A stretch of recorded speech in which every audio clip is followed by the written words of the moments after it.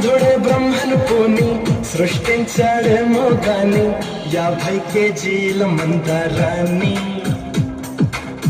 5.5 అడుగుల బంగారాన్ని పలికింది ఆకాశవాణి ఈ కొమ్మని ఏలు కొమ్మని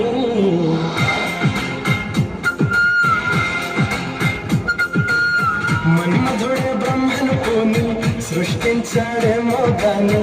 50 కేజీల మందారాన్ని 5.5 అడుగుల బంగారాన్ని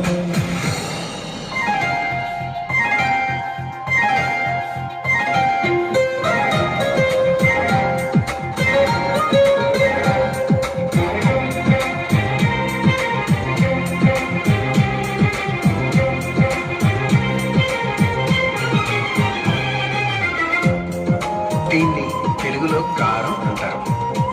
మరి మలయాళంలో ఓహో, ఇది తీపి మీ భాషలో మధురం, మరి చేదు చేదు చేదు చేదు ఆరే రుచులని అనుకున్నానే నిన్నటి వరకు ఏడో రుచినే కనుగొన్నానే నీ ప్రేమతో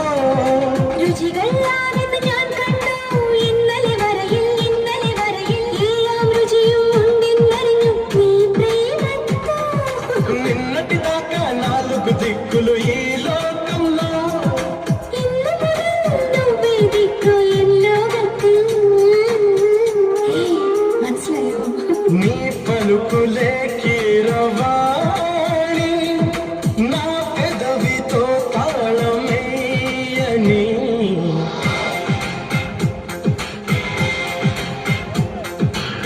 మాధవుడే బ్రహ్మను పోని సృష్టించాడేమో గాని 60 కేజీల చిలిపితనాన్ని అలుపన్నది ఎరుగని రవితేజాన్ని